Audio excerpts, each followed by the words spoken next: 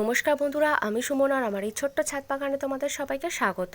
কালকে সন্ধ্যাবেলা আমাদের এদিকে কিন্তু ঝড় বৃষ্টি হয়েছিল, আর আজকে সকালবেলা ছাদে এসে দেখছি এই যে বরবটি গাছের লাঠিটা দেওয়া ছিল, লাঠিটা শুয়ে পড়েছিল, সোজা করে দিলাম। আর অন্য গাছের কোনো ক্ষতি হয়নি, কিন্তু এই সাইডে এই যে লতানো গাছগুলো রয়েছে এইগুলো একটু হেলে গিয়েছে। আর প্রথমে কিছু সবজি তুলে নেব, তারপরে অপরাজিতা ফুল গাছের মাচা তৈরি করবো আর গাছের গোড়ায় কিছু খাবার দেবো। আর এখান থেকে এই ছোটো ছোটো উচ্ছেগুলোকেই তুলে নিলাম, কারণ এই উচ্ছেগুলো আর বাড়বে না, এরকম ছোটো ছোটোই হয়। আর এই বেডটার মধ্যে এই যে উচ্ছে গাছগুলো রয়েছে দেখছি কীরকম পাতাগুলো ঝিমিয়ে পড়েছে, মনে হচ্ছে গাছের গোড়ায় জল জমেছে। তাই এখান থেকে ছোট ছোট যে উচ্ছেগুলো রয়েছে সেগুলোকে সব তুলে নিচ্ছি, নয়তো এই গাছগুলো আবার নষ্ট হয়ে যাবে।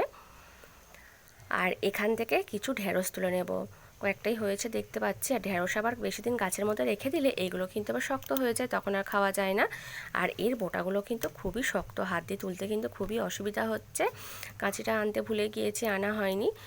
আর এই হাত দিয়েই হচ্ছে, দেখো কত হচ্ছে টানাটানি করছি। আর এই গাছটার মধ্যেও কয়েকটা রয়েছে, তুলে নেব। আর এখানে কিন্তু দেখতে পাচ্ছি কয়েকটা শক্ত হয়ে গিয়েছে। আর এখানে কিন্তু আমার যে কটা ঢেঁড়স ছিল তোলা হয়ে গিয়েছে, আর এখনও কিন্তু গাছের মধ্যে কয়েকটা রয়েছে, এগুলো একদম শক্ত হয়ে গিয়েছে, থাক, বীজ তৈরি হয়ে যাবে। আর এবারে কিছু ফুল তুলে নেব। এই জবা গাছটাতে অনেকগুলো কিন্তু ফুল ফুটেছে, সব কটা ফুলই তুলে নেব।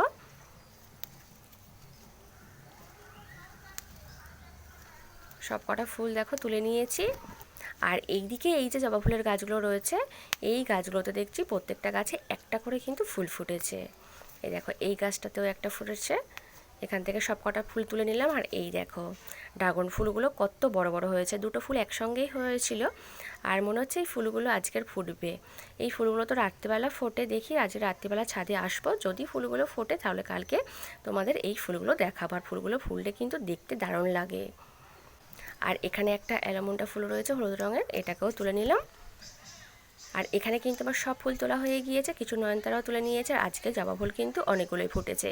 আর এইগুলোকে নিয়ে এবার নিচে চলে যাব, ছাদে একটু রোদ্দুর কমলে তারপরে ছাদে এসে অপরাজিতা ফুল গাছের মাচা তৈরি করব আর গাছের গোড়ায় কিছু খাবার দেবো। রোদ্দুর কমতেই আমি ছাদে চলে এসেছি।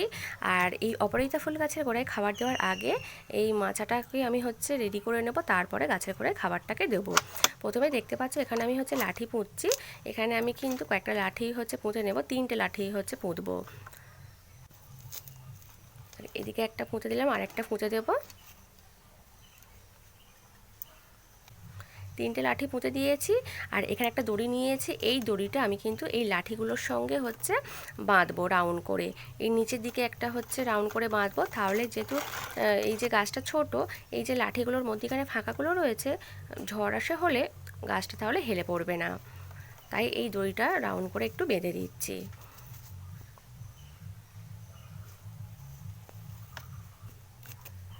রাউন্ড করে নিচের দিকে বেঁধে দিয়েছি। এই একই রকমভাবেই আর একটা দড়ি দিয়ে আমি কিন্তু মধ্যিখানে এরকম প্রত্যেকটা লাঠির সঙ্গে হচ্ছে রাউন্ড করে দড়িটাকে বেঁধে দেব।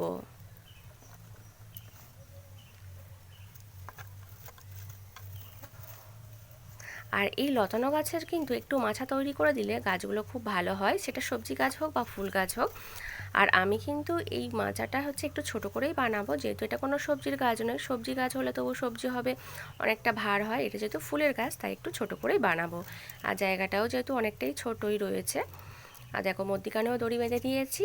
আর এবারে উপরের দিকে এই যে 3টে লাঠি আমি পুঁতেছি, ওই লাঠিগুলোর সঙ্গে এই ছোট ছোট লাঠিগুলোকে দড়ি দিয়ে বেঁধে দেবো।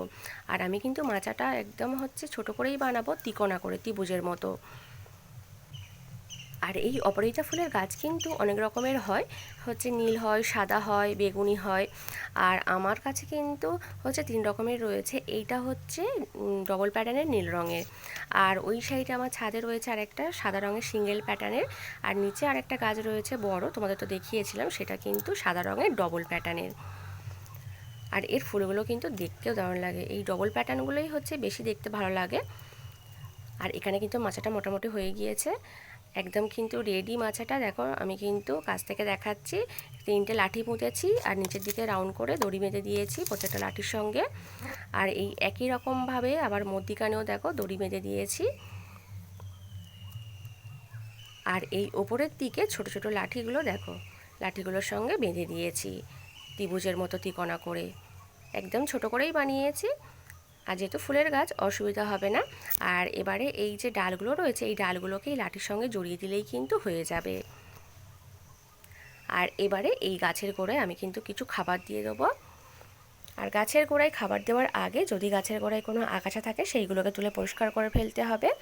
আর আমার কিন্তু এই গাছের গোড়ায় কোনো আগাছা নেই, তাই আমি আর আগাছা তুলব না, আমি একটু মাটিটাকে খুশিয়ে নেব। আর হালকা করেই খোসাবো, যেন না শিকড় কেটে যায়। দেখো মাটিটা হালকা খুশিয়ে নিয়েছি। আর এবারে গাছের গোড়ায় খাবারটা দেবো। আর এখানে কিন্তু আমি এটা নিয়েছি যে পাকা কলার খোসা রোদ্দুরের মধ্যে শুকনো করা রয়েছে। এই খাবারটা কিন্তু এখন আমি গাছের গোড়ায় দেবো না, আমি কিন্তু এখন অন্য খাবার গাছের মধ্যে দেব। আর সেটা একটু রাসায়নিক সার দেব এই খাবারটা।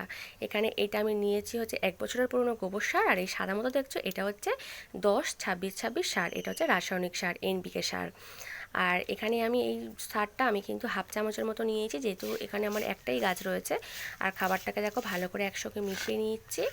আর যদি কেউ মনে করো শুধু জৈবভাবেই করবে গাছের গোড়ায় জৈব খাবার দেবে, তখন এই পাকা কলার খোসাটাকে ভালো করে রোদ্দুরে শুকনো করে মিক্সিতে গুঁড়ো করে সেই গুঁড়োটা কিন্তু গাছের গোড়ায় এরকম মাটিটা হালকা খুশিয়ে দিলেই কিন্তু হবে। কারণ কলার খোসার মধ্যে কিন্তু রয়েছে প্রচুর পরিমাণে পটাশিয়াম, যা কিন্তু আমাদের গাছে ফুল আনতে সাহায্য করে। আর যেহেতু এটা ফুলের গাছ তাই আমি একটু রাসায়নিক সার দিলাম অল্প করে। আর খাবারটা দিয়ে দেখো মাটির সঙ্গে আবার একটু মিশিয়ে দিয়ে জল দিয়ে দিলাম। আর এই পাকা কলার খোসাগুলোকে আমি কিন্তু জলের মধ্যে ভিজিয়ে রাখবো 4 থেকে 5 দিন। তারপরে ওই জলটা আমি কিন্তু সপ্তাহে 1 দিন করে এই গাছের গোড়ায় দেব। আর নিয়মিত যদি এই খাবারগুলো আমরা এই গাছে দিই, তাহলে কিন্তু এই গাছ থেকে প্রচুর পরিমাণে ফুল পাবো। আর এই খাবার দেওয়ার পাশাপাশি কিন্তু আরও একটা কাজ আমাদের কিন্তু করে যেতে হবে, সেটা এই যে গাছের ডালগুলো রয়েছে, ডালের ডগাগুলোকে কিন্তু কেটে দিতে হবে। এইটা শক্ত, এটা হাত দিয়ে কাটা যাবে না, কাঁচি দিয়ে কাটতে হবে। এই দেখো এরকম যখন এরকম নরম থাকবে হাত দিয়ে বা কাঁচি দিয়ে কেটে দিলেই হবে। তাহলে নিচের দিকে যে পাতাগুলো রয়েছে প্রত্যেকটা পাতার কোল থেকে কিন্তু নতুন করে আবার ডাল বেরোবে। আর এই গাছটাতে এমনিতে অনেক কুঁড়িও রয়েছে। এইদিকে ডালটাও দেখো কেটে দেবো, কাঁচি দিয়ে কেটে দিয়েছি, তাহলে এইদিকেও নতুন আবার অনেক ডাল বেরোবে। আর গাছটা তাহলে অনেক ঝোপালোও হবে। আর গাছে আমরা কিন্তু যত বেশি ডাল তৈরি করতে পারবো তত বেশি কিন্তু এই গাছ থেকে ফুল পাবো। আর এই গাছটাকে কিন্তু একদম রোদ্দুরের মধ্যেই রাখবো, যেখানে ছাদের মধ্যে সারাদিন রোদ্দুর থাকে। আর গাছের গোড়ায় জল দেওয়ার সময় মাটিটা চেক করে তারপরে জল দেবো, কারণ খুব বেশি জল দিলে গাছটা আবার নষ্ট হয়ে যেতে পারে। আজ এই পর্যন্ত, টাটা।